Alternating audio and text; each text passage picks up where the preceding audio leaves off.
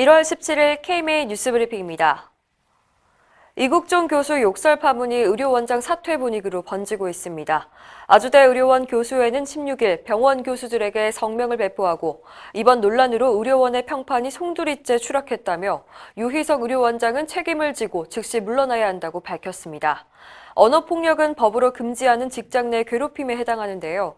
교수들은 직장 내 괴롭힘을 예방해야 할 의료원의 최고 경영자가 바로 가해자란 사실에 자괴감을 느낀다고 밝혔습니다. 특히 우월적 지위를 이용해 반대 의견을 억압하는 의료원의 풍토를 타파해야 한다고 강조했습니다. 이번 욕설 파문은 중증 외상센터를 둘러싼 논란과는 별개로 대학병원 경영진과 교수들 간의 고질적인 갈등을 드러내고 있는데요. 실제로 아주대 병원에선 의대 교수들이 연가 보상비 포기각서를 강요받았다며 대학인권센터에 신고하는 일도 있었습니다.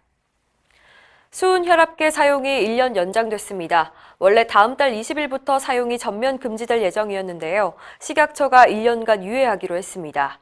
이유는 폐기 처리 때문인데요. 수은 폐기물을 어떻게 처리하는 건지 관련 규정이 아직 나오지 않아서 폐기물 처리 업체들이 필요한 시설과 장비를 마련하지 못한 겁니다.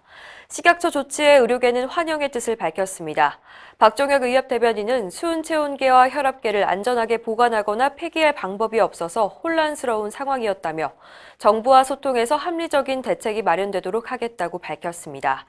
또 혈압계는 많은 양의 수은이 들어있기 때문에 파손되지 않도록 특히 주의가 필요하다고 당부했습니다. 의료 전달 체계를 이용하지 않는 환자에게 불이익을 주는 방안이 논의 중입니다. 환자 스스로 큰 병원에 가길 원하는 경우 건강보험 적용을 하지 않거나 실손보험 혜택도 제한하자는 겁니다. 대한의사협회는 최근 의료 전달 체계 개선을 위한 회의를 열고 이런 방안을 검토했는데요. 상급 종합병원의 장기 처방을 30일까지로 제한하는 방법도 논의했습니다. 반면 의원급 의료기관은 환자 본인 부담금을 낮춰서 경쟁력을 높이는 방안을 추진하기로 했습니다. 의협은 이런 내용을 정리해 정부에 전달하기로 했습니다. 환자를 유인하는 불법 광고 앱이 성행하고 있다는 소식 전해드렸는데요. 의협이 업체 2군데를 조사해봤더니 의료기관 438곳이 이런 광고를 하고 있는 것으로 드러났습니다. 의협은 이들 병의원에 공문을 보내서 의료법 위반 행위를 하고 있다는 사실을 알렸는데요. 업체뿐만 아니라 광고에 노출된 의료기관도 공범으로 처벌될 수 있다고 안내했습니다. 의협은 태스크포스를 구성해서 회원들의 피해가 없도록 하고 의료시장의 질서를 확립해 나갈 방침입니다. 연명의료 결정제도 다들 아실 겁니다.